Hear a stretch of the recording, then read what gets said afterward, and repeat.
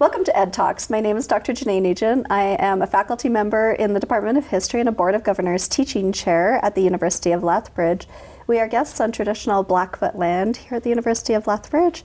And in recognition of that and appreciation of that, I'd like to say Oki Nitsu Kawawa.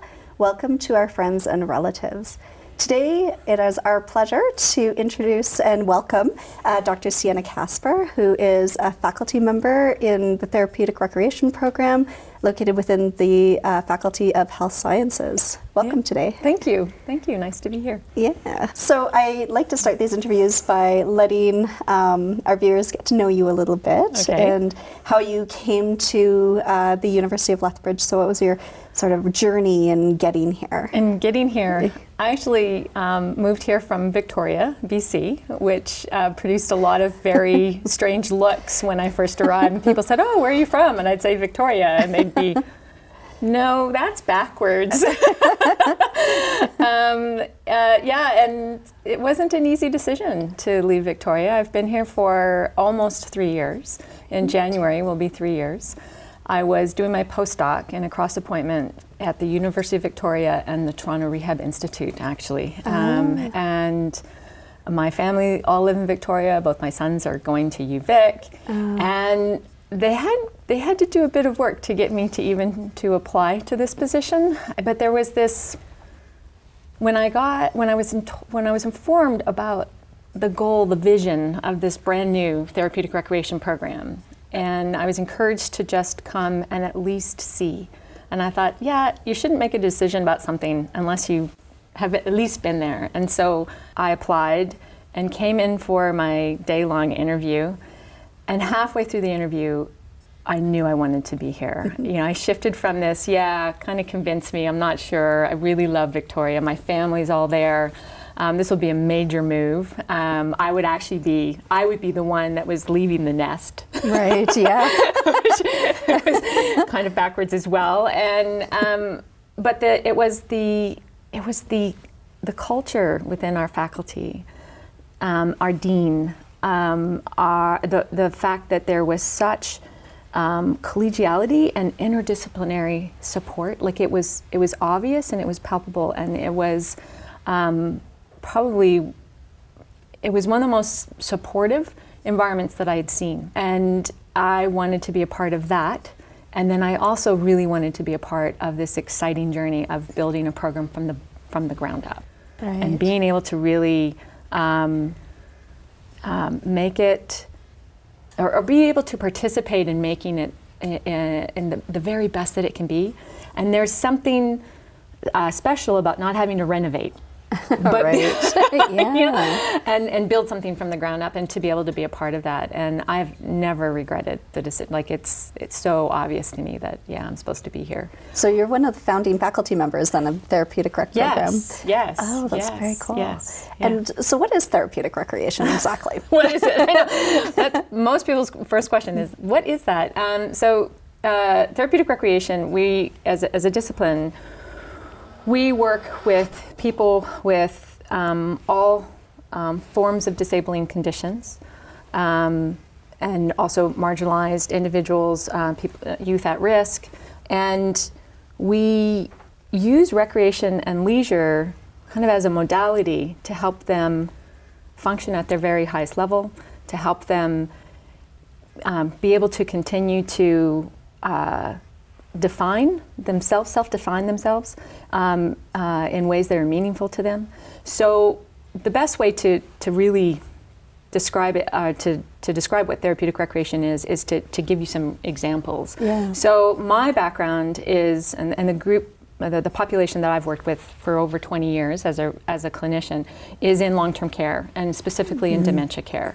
And so you, as part of a team, a healthcare team, you have other individuals who have really important roles. So you would have the nursing staff who would really be there to make sure that the activities of daily living, are able to happen, and that the medical care is in place.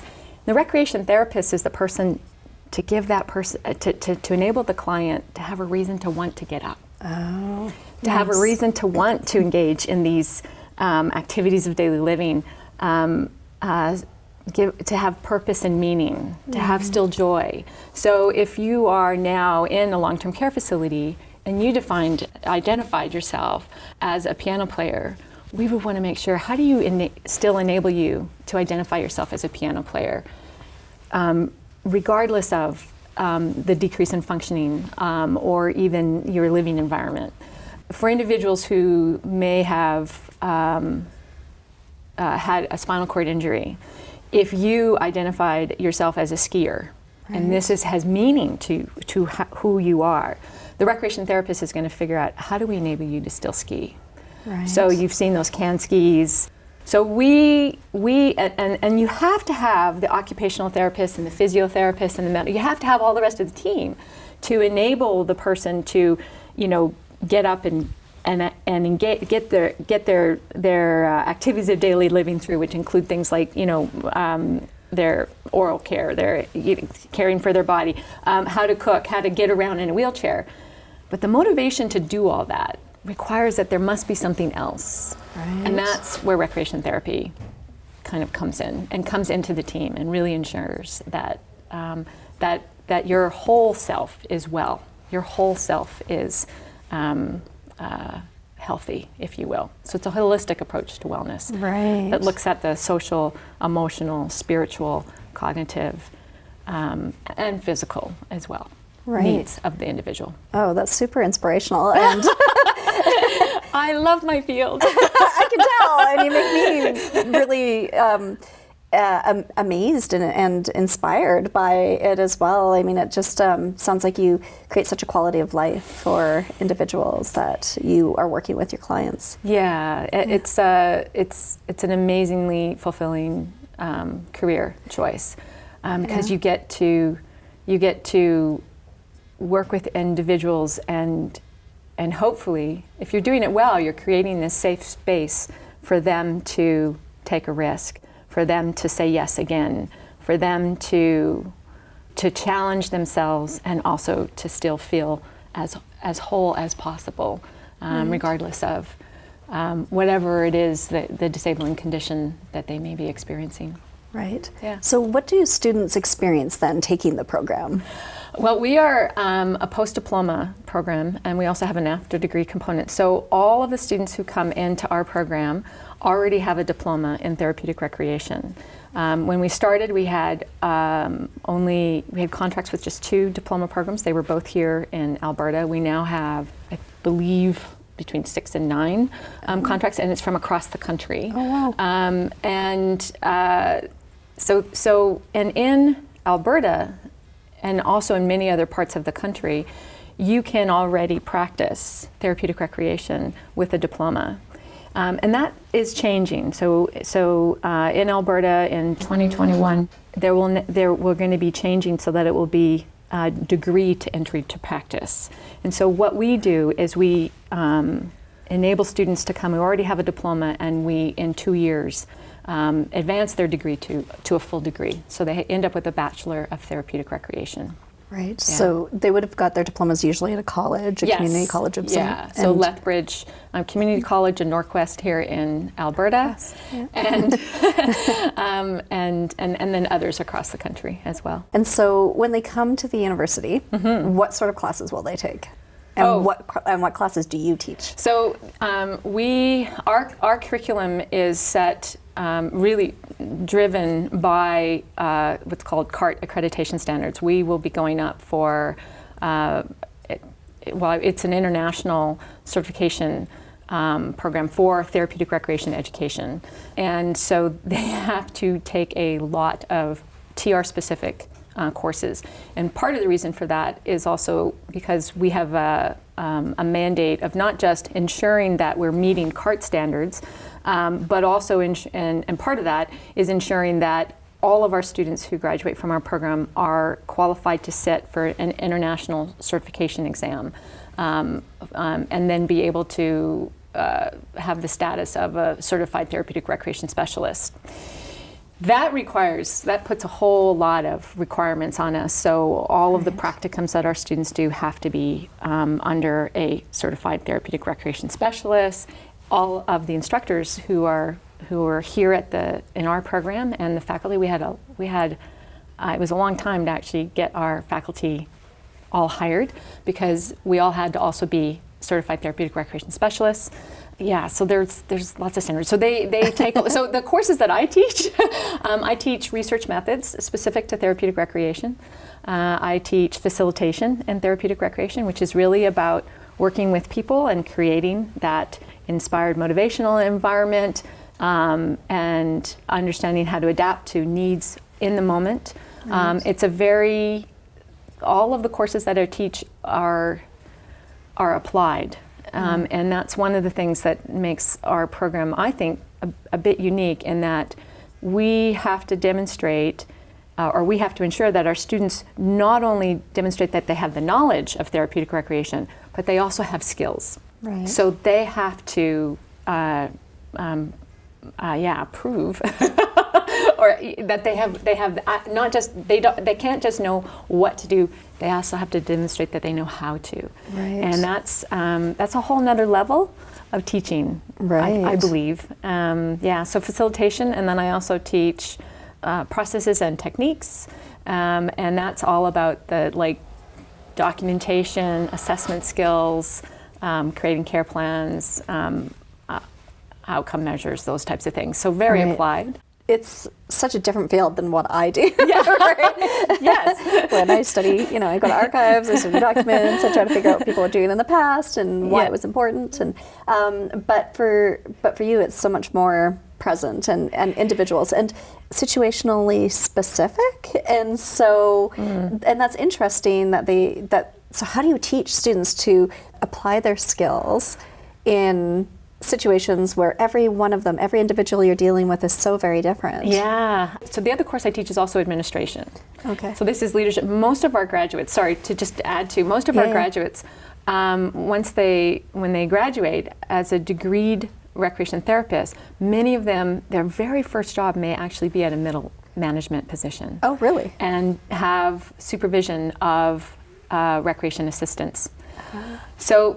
So they also have to learn, in addition to knowing how to be recreation therapists, they also have to come out skilled. Not all will come, many will have to, work up that, but many of them will go directly into middle management positions. Oh. So in addition to knowing how to be a clinician and having all of those skills, they also have to know management, leadership, team building, collaborative decision making, communication,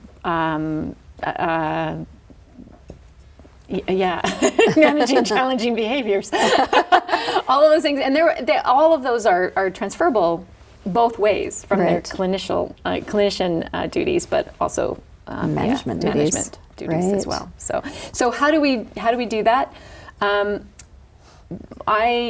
all of my courses, I teach, and I also role model, and then they do, and they have to demonstrate that, and so peer feedback is huge, and also learning how to give feedback in positive, supportive, constructive, but real feedback, not that was great, because that really and we have a lot of discussion in my classrooms about how feedback is an act of service to your fellow students, and that I view also my feedback and making sure that it is detailed and constructive, that it is an act of service for me as your instructor too.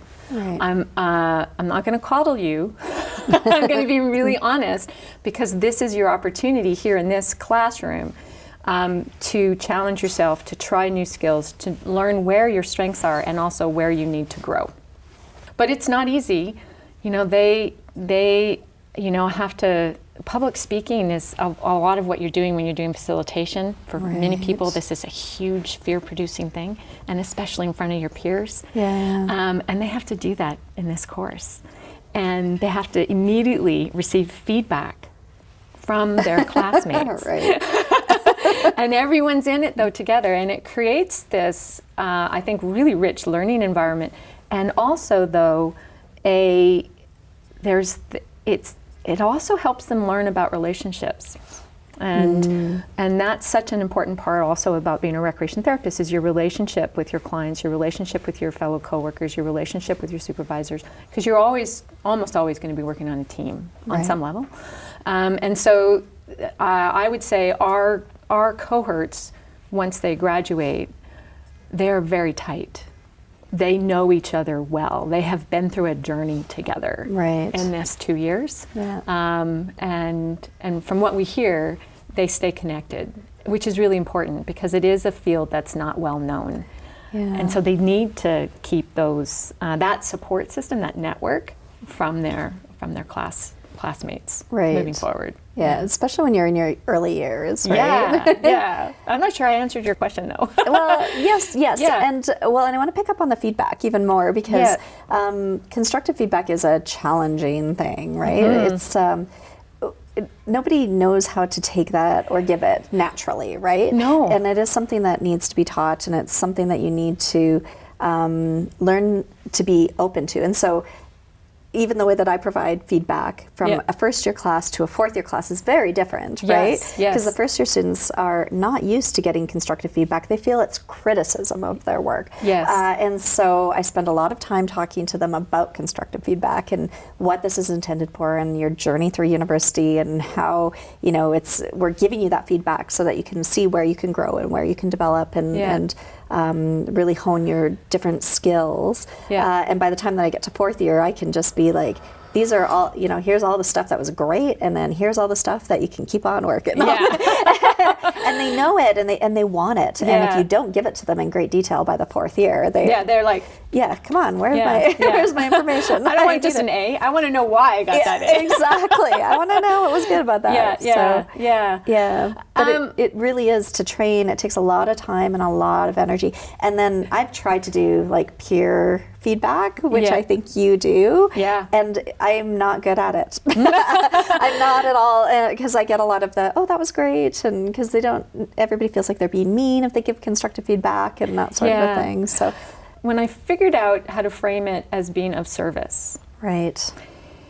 And that telling someone that you just thought they did great is not of service. Right. If you're going to tell them that you thought that they did great, you need to actually give them an example of what it was and why you felt that was exemplary. And really be watching for where they can grow. And that's of service. And when I framed it in that way, it really kind of transformed the willingness, and they recognized that kind of cheerleading, which is it's not really of service. Right. It may make the person feel okay in the moment, but it's not going to help them grow. Right.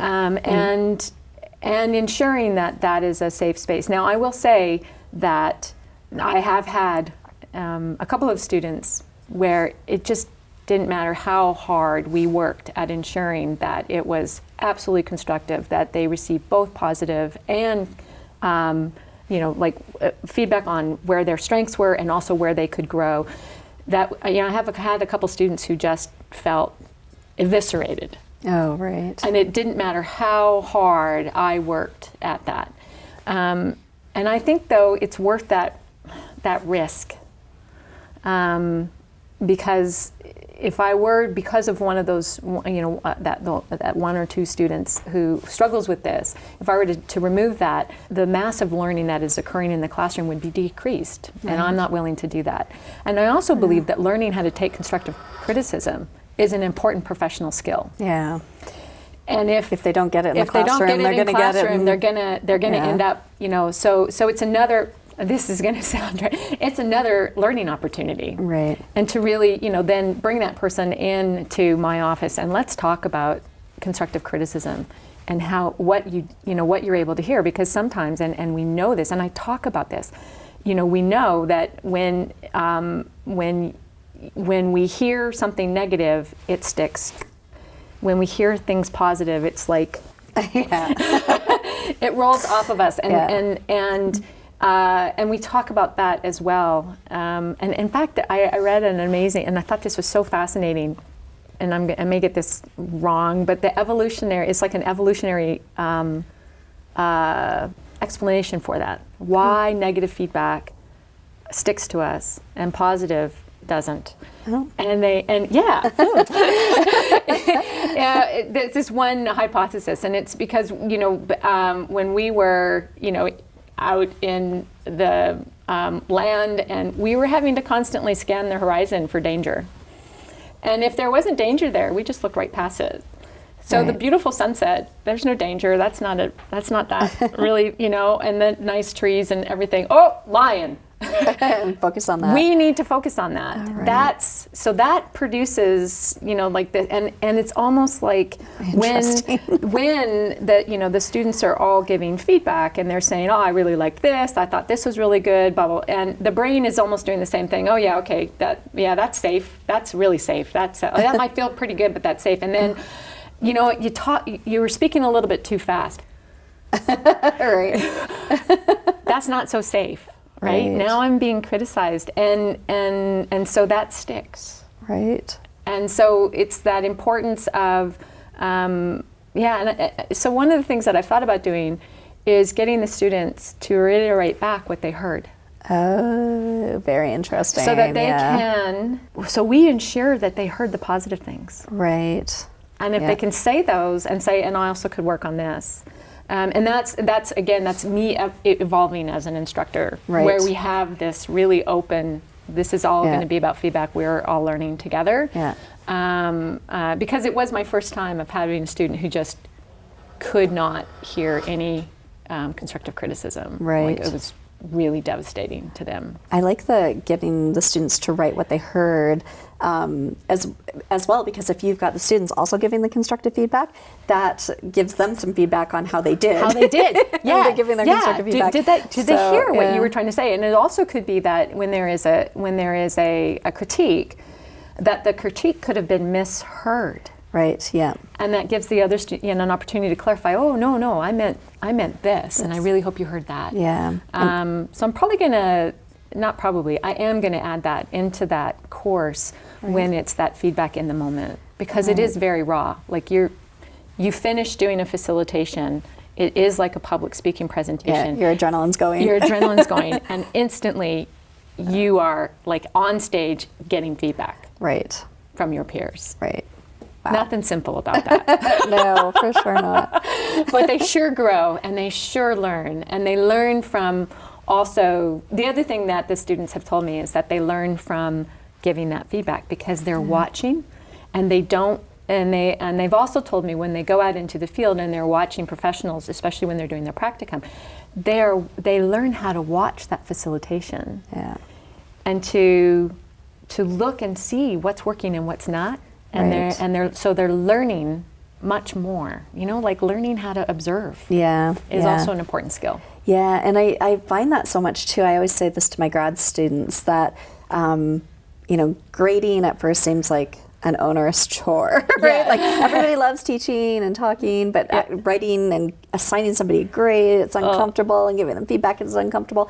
But they learn. Yeah, and I was a terrible writer in my undergrad, I realized, when I first started grading papers as a graduate student. Yeah. And I had to articulate what it was that was making a point disappear or become confused or whatever. Yeah. And then I would be like, I have to figure out what it is that isn't quite working here and how it could be better. And then, oh, wait, I could do that in my own writing, right? Yeah. And so, so that's, you really learn so much about that. And my grad students all say the exact same thing. It's amazing from first year to second year how much their writing improves after they've been doing some grading. Yeah. So. Well, and I guess in some ways that's what we're building into to these applied courses where you have to actually demonstrate skills.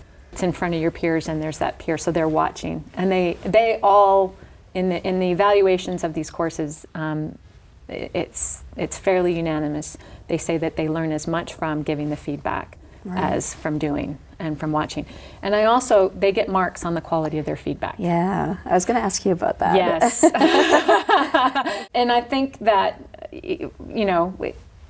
it's academia.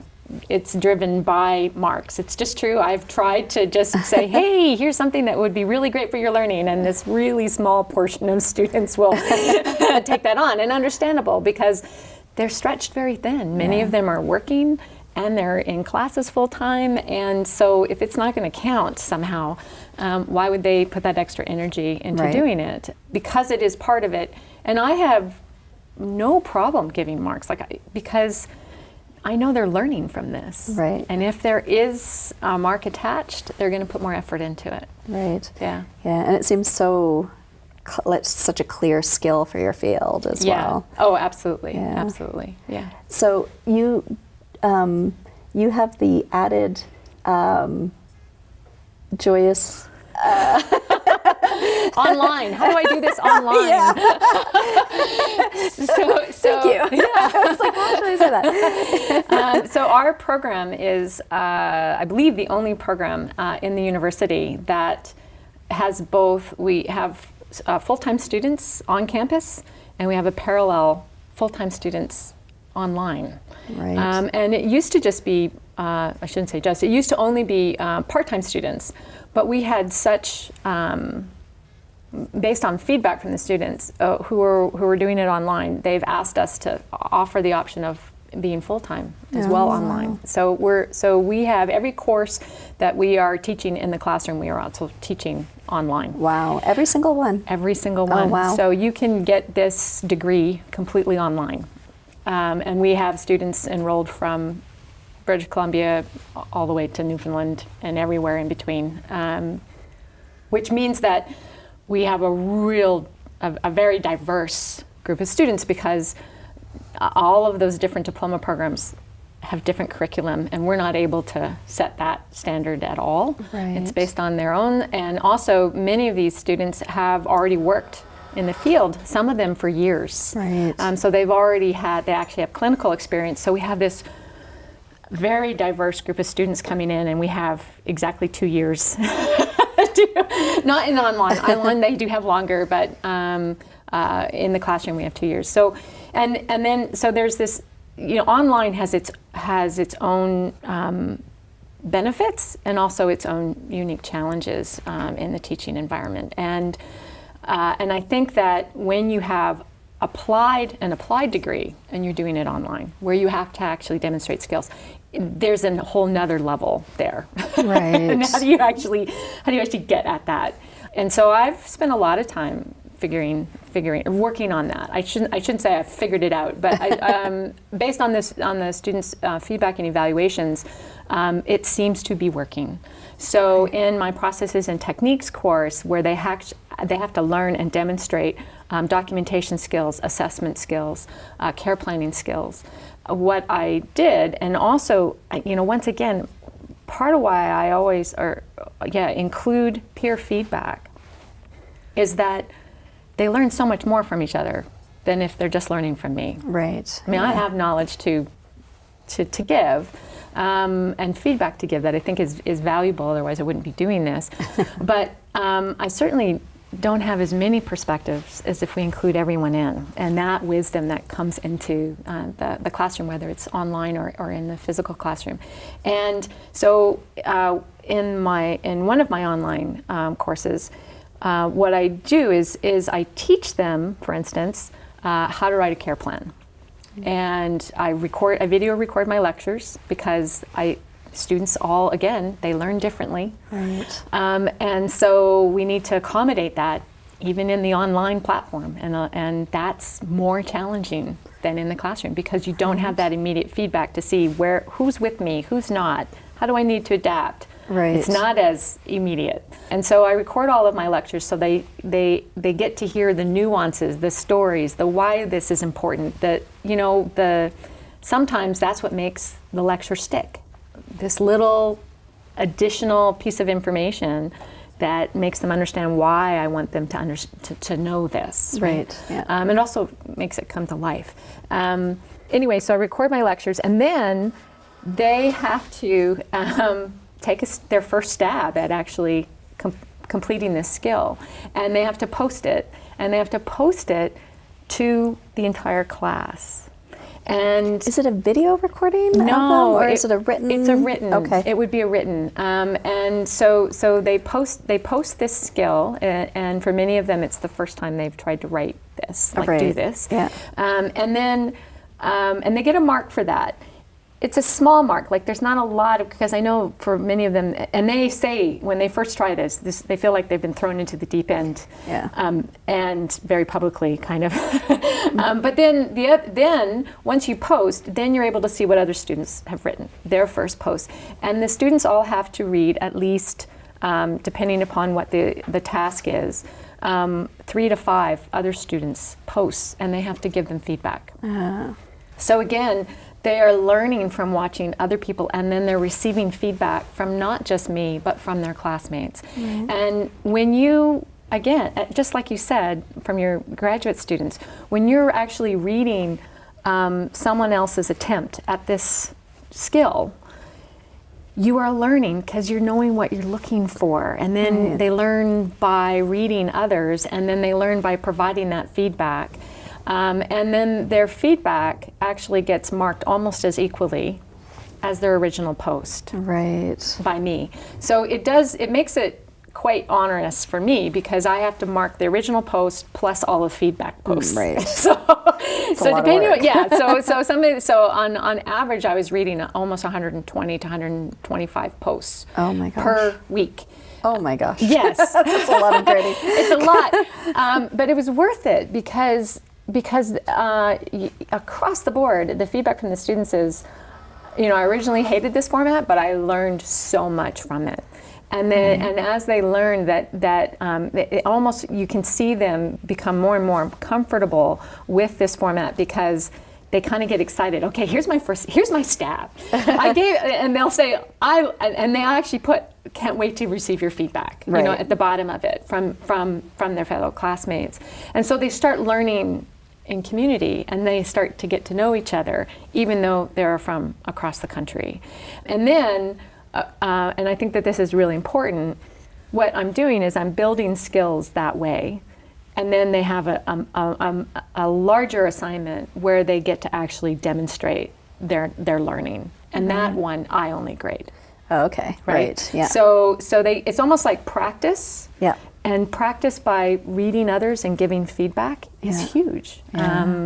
Because it all of a sudden, what I've taught them becomes very applied, and they have to actually demonstrate that they understand what I taught them in their evaluation and in the feedback that they're giving to each other. Right. Does that make sense? Oh yeah, absolutely. Yeah. And I love it. I'm thinking, how can I apply that to my own classes? Yeah. The online environment I taught one online course when I was doing my PhD, and I would not be rushing back to do it because it is really challenging. It's sort of this strange vacuum, right, out there. And so, how do you work to build a safe environment when they don't know each other and they're missing the nuances of each other's language and body posture and intonation and all of those different things to put themselves out there? Because it's pretty vulnerable to put out a first stab at something and then get feedback on it. Yeah, I have actually, I think I'm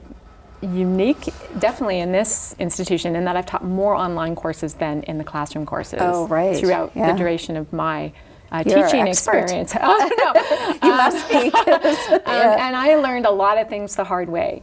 So for me, I know students skim things. And so when I really wanted to make sure that they, caught something, I would put it in all caps. All caps is yelling. Yes. So when they don't know and they don't have a particular relationship with me, don't ever put anything in all caps. Right? Because they thought I was... Didn't go well. It didn't go well. They thought I was yelling at them. And I was like, what? And of course that doesn't come out until your evaluation where you get eviscerated. It just never occurred to me. Right. And those little things. And that's the thing about online is that it's much harder to create that relationship. It takes more effort. You have to it has to be much more conscious. Right. Like when I walk into the classroom, I got my personality, and we can get playful, and I can have tangents, and I know I can read the energy of the group, and I know where we're at. Yeah. Online, it's very it's very it's conscious energy, Right. and focused on what do I say, how do I say it. It takes more time, it takes more energy, it takes more effort. Right. I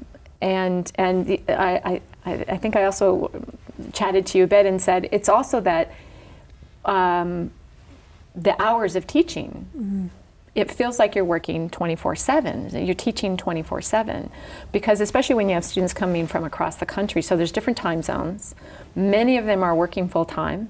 So when they have questions, it's 9 o'clock at night on Saturday. Right. And so figuring out how to have parameters on when you're teaching and when you're not is really challenging. Right. And I can always, I always put on my website or on the Moodle site, these are the times, and this is my, you need to give me this much time to respond.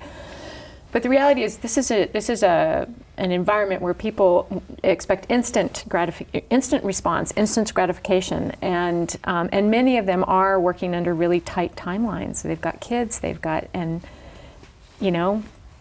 set aside this time to do this course. To do this course. Yeah. I had one student who, she would get up at, and this is not an exaggeration, she would be up at 4:30 every morning, and her time to work on the course was 4:30 to 6:30 in the morning. That was on the East Coast. And so she wanted me to open up, and I also learned, don't open up everything for the students all at once. You give it to them in bits and pieces, and that's because you have some that are like plowing through it, and they're asking you questions when it's on stuff that's coming up 3 weeks in advance. Right. And you're already working like 7 days a week in odd hours. You really need to confine that. And so in my attempts to confine that, I would get to work, and I'd open it up at 8 o'clock in the morning. And for her, the time was gone. Right. For her to be able to access that. Right. And you're like, oh dear. Okay. So like all these little things, I'm kind of rambling, but all these little things. So ensuring that there are some courses like facilitation skills, we can't just do that online. So we call that a blended course. Okay. So we bring, and everyone knows that when they're taking our program, there's going to be two courses where they're going to have to come together, and they're going to have to demonstrate this skill in person in front of their instructor. And so for those courses, they are online, and then they all have to come for an intensive week. 1 year it is in Calgary, and 1 year it's in Edmonton, and that's because those are easy places for students to get to. Right. And they have way advance notice, and they know that this is going to be part of your course and your responsibility to come, because there are some skills that you just can't demonstrate online. You've got to come. And so they come, and it's all. I think it's a wonderful thing, because they actually get to meet these students that they've had relationships with in an online environment, and then they come for this intensive week. And I think it's a wonderful part of our program, quite frankly. Right. So there's 2 classes that they have to actually come and meet their instructors and meet each other and do facilitation and receive that feedback in the moment. Right. So there's some things that simply can't be done just online. Yeah. I believe. I mean, maybe we'll have some technology at some point. But we're a helping profession. We're a relational profession. Yeah. I don't think I would be in support of trying to do those particular courses only online. Right. Yeah. Right. So when you're in Calgary, do you use the University of Lethbridge Calgary campus? I think that is where they're going next year. I don't know. Cool. Yeah. I was just curious. Yeah. That's totally aside. Yeah.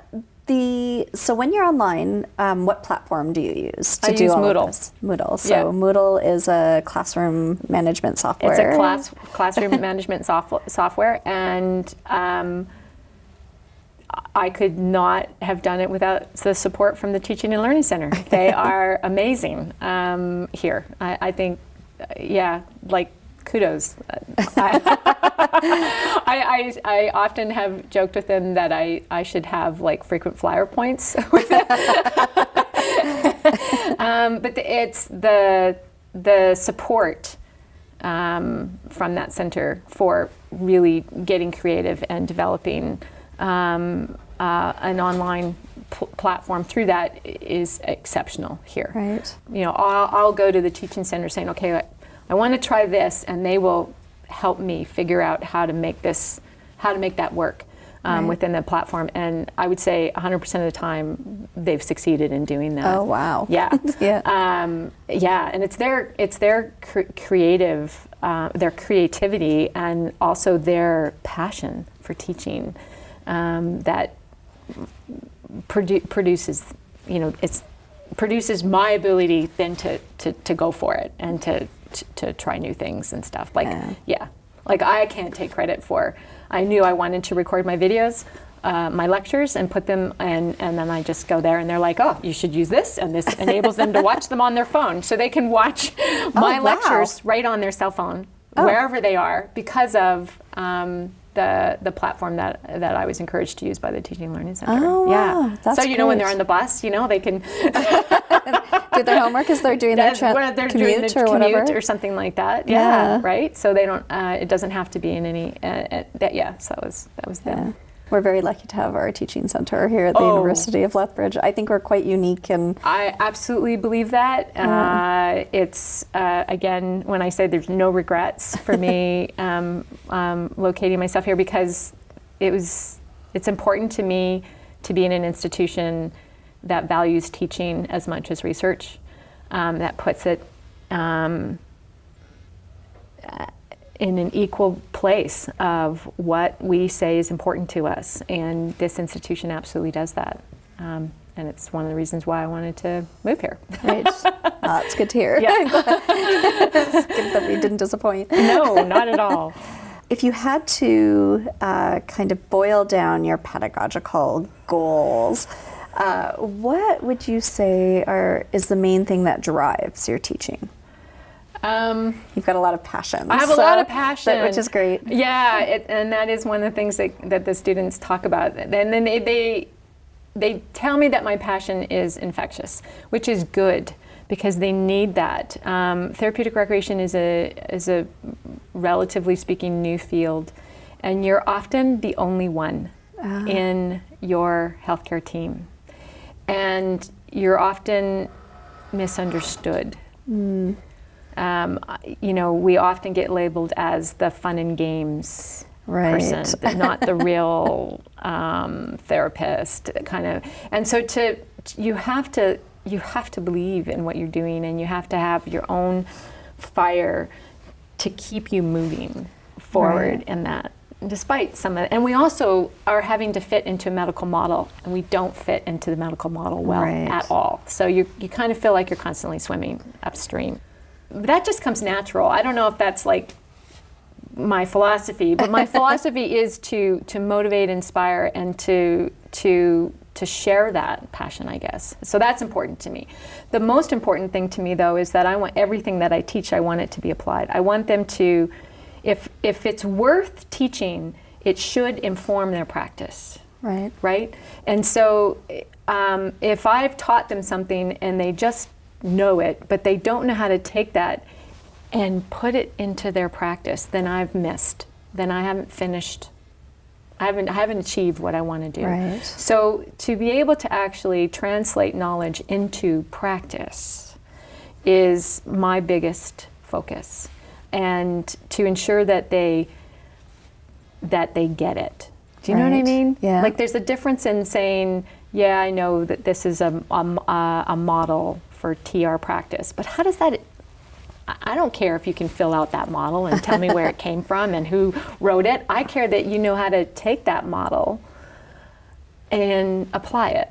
Right. How does it fit into what you're actually going to do? And because at that point, it now has, in my opinion, meaning. And it's because I say that because I'm in an applied degree. Right. So yes, they have to sit for a certification exam, and so they have to be able to, say, I know what that model is. And so they need to know that, but I want them to be able to take that and say, this has meaning to me because of this. When I'm out in the field and I'm working with clients and I'm working on a rehab team, or I'm working in a mental health setting, wherever it is, I want them to be able to, apply what they've learned. Right. And your students go out, they have one semester where they are doing a practicum? Yeah. And they, it has to be under individuals, supervisors who are certified as therapeutic recreation specialists. And it is a 4-month full-time practicum. Wow. So it's a huge commitment. And for a lot of our students, you understand just how dedicated they are to receiving this degree when they can't be, most of them are not paid. So this is an unpaid full-time job. Right. And they can't, and they're paying tuition. And they're paying tuition to do it. Yeah. And they cannot work. There's no way, because they have to do, I think it's at least 36 hours a week. So they can't work at the same time that they're doing this. For some of them, they actually are able to, maintain their jobs on some level while they're taking their courses. And then when they go to do their they have to figure out how to survive financially for 4 months. Right. And yet, it's an essential part of the degree. You cannot get a bachelor in therapeutic recreation and sit for the certification exam unless you have that practical clinical experience supervised by someone who has that level of education and training and is running their programs at that level, so that they are actually doing assessments, doing care plans, looking at outcome measures, and being able to demonstrate changes as a result of their clinical practice. And so, it's a commitment. It's a huge commitment. It's a huge. The distance students don't have to come to Lethbridge to do their applied, though. No. Yeah, they are able to do their practicum. And our students, they're, we don't have enough. Currently, right now, in the province of Alberta, we don't have enough certified recreation therapists for all of our students to do their practicums here. So students are doing practicums in other provinces already. Yeah. Right. Yeah. So you started 3 years ago growing the program. How's it going? It's going great. We started with a cohort of 9 students, and we now have over 90. Oh, wow. Yeah. I heard someone say that they saw that ours is one of the fastest growing, if not the fastest growing program here at the university, so we're very proud of that. Right. And that's, the 90 is combination of both online and in the classroom. Yeah. Right. We're very pleased. We've already raised the entrance qualifications to the program. Oh, right. Yeah. So it's becoming quite competitive. It's now a competitive entry. Right. Yes. Well, that's great. Yeah. And so, are there jobs for students at the end of it? Is it a growing field? Because it sounds like sort of philosophically where we're moving as a society. Yeah. It's absolutely. It is a growing field. Most of our students do work in long-term care facilities, right, and that is a growing field. But many also work in the community. Many work in rehab. Many work in pediatrics. So we work in a variety of settings, but certainly it's a growing field in working with seniors, and we have population aging. Right. And we also have more and more individuals who, I think, as the baby boomers age, they are not going to be okay with being marginalized out of society. No. Yeah. And recreation is is a powerful way to resistance to ageism through recreation. Right. And like, if you think about it, like, I know when having worked in long-term care I worked for almost 20 years as a recreation therapist in long-term care settings. You start to believe that that's everyone who's aging, because that's your frame of reference. Right. And so I went and volunteered for the BC Senior Games. Oh, right. And it was such an important thing to do. And there's this wonderful thing of using recreation as a form of resisting ageist belief, because we live in an ageist society. For sure. Yeah. All you have to do is go look in, go into any drugstore, go to the card section, and I challenge you to find a single birthday card past the age of 21 that celebrates getting older. Oh, right. Yeah, it's all making fun of you. It's all downhill from there, right? And unfortunately, it's a real actual social issue. It's something that we need to face. And one of the wonderful ways that challenges, one of the wonderful things that can challenge ageism is actually recreation participation. So when you see, so I don't know if you know this, but Canadian women in the 70 plus category just won the outdoor canoe championship in the world in Tahiti. 70 really? plus. I did not know These that. women. That's awesome, though. Yes. But it says something that I didn't know. Yes, it does say something, right? Yeah. Like no one talked about. Yeah. Right. Yeah, it does say something. But it's one of those things that it's a beautiful way to kind of punch through ageism, and recreation therapy is all about that. Right. Helping people to continue to, again, engage in activities that helps them with who they identify as, right? Right. Active, vibrant, engaged, those things. Right. And I was reading that one of your colleagues works on PTSD as well. Oh, yeah, which is absolutely. another, I don't think you'd mentioned that as one of the fields. No, and that's probably, unfortunately and understandably, especially in the United States, recreation therapists are working more and more with servicemen who have come out of the combat situations with PTSD. Right. And they're finding that recreation therapy is a really powerful and important place, because one of the things you work towards as a recreation therapist is this concept of flow. And flow is when you are so immersed in what you're doing that you kind of lose track of time. Oh, right. And oftentimes, one of the most beautiful places for that to occur is in recreation and leisure. I don't know if you've ever done that, where you're doing something that you just love doing and you look up and you can't believe 4 hours has passed. Right. Yeah. And you can also do that in work, right? Right, And yeah. that's because there's this perfect match between the challenge of the activity, so it can't be too challenging, but it can't be too. There has to be enough of a challenge to keep you engaged, Right. And it has to match your skill level.